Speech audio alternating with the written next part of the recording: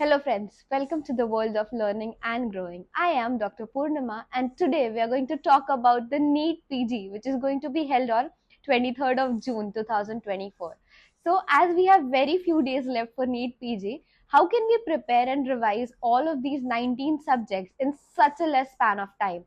So let me tell you how you can categorize your subjects or systems into various categories and it will be very easy for you to revise in that case. So first and foremost, let's start with the basic subject of anatomy. Now, as we all know that anatomy is required for all of the clinical subjects and similarly physiology, similarly pathology. So whenever you combine physiology and pathology and pharmacology, you get medicine, right? Whenever you combine anatomy with surgery, you get a combination of what goes on into the science behind it, right?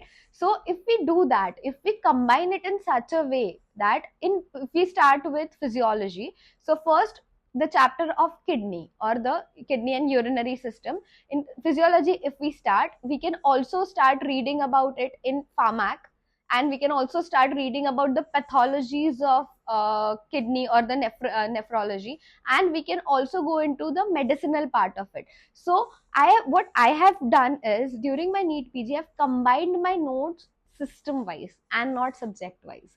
So you can give nephrology from physio, combine it with the nephrology from patho and pharmac and medicine in one go, because most of the concepts are repeated, right? In medicine, we whenever we study for the theory exam, we write pathophysiology, we write clinical features, we write investigations management, which comprises all these basic subjects. So why do you want to give extra time and spend extra hours on the same thing reading again and again? So this will help you save time and revise better. Similarly, you can do with surgery, you can do with anatomy and ortho, because ortho and surgery has the basis of anatomy, and whenever you look for any surgical pathology, then you have to know the anatomy. So some of the pathology part, if we go for the GI system of anatomy, GI system of pathology, GI system of pharmacology and surgery. So this will make another combination. So like this, you can definitely reduce on your time to read and to revise. Now, let me tell you something very, very important. Whenever you are studying for the exam, which is an MCQ based exam, you should not focus only on the theory part, because there are two different parts of our brain which will cater to two different kind of exams. For theory exam, there is a part of our brain which will go into the flow of writing the answers. So this point, after that this point, after this point. But in MCQ, it is like one question of this, second question of this, third question. So it has to spark in your mind, and it has to go from one point to other point to other point in a very, very drastic fashion, because the time of the exam is really less, and these days we are coming up with lengthy questions. So the question reading is taking so much of time. So to counter that, we have to train our mind to answer multiple questions in very less frame of time.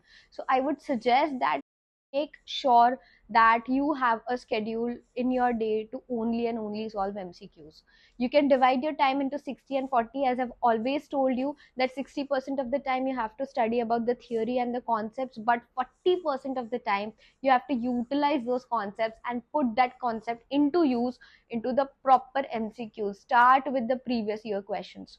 Don't go into very high five questions where you are going one step above what they have asked in the previous. We don't need that.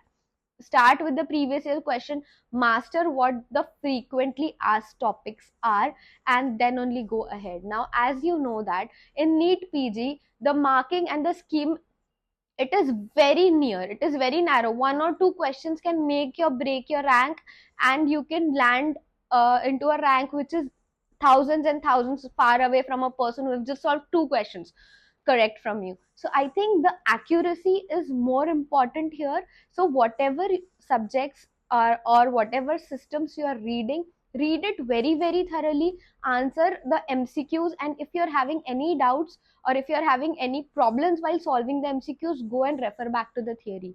And while solving MCQs, you will come to know that what are your weak points. So make a list of all those weak points, that is the system is weak, this topic is weak. Suppose sometimes we leave these short topics out, such as we leave psychiatry, we leave dermat, we leave ortho. But I would suggest you that don't skip those small subjects, because some of the questions are definitely going to come from it, and the subject or amount of pages that you have for the notes of these subjects are really, really less. So the probability of scoring well in these subjects is really going to be high. So if we are reading 100-page notes and you are going to get 5 questions from it, it is definitely better than reading 4 or 500 pages and getting only 10 questions out of it. So these are the scoring subject. The short subject are the most scoring subject, and this is what differentiates the topper from the middle ranker and the lower ranker. If you try and do less and less, that is not going to fetch you marks. So try and do very, very specific things in these coming months. There are only 2.5 months left, so you have to be very specific, very focused. Previous year questions, frequently asked topics, and short subjects are must. You cannot leave them. Be very, very thorough with ortho, anesthesia, dermat.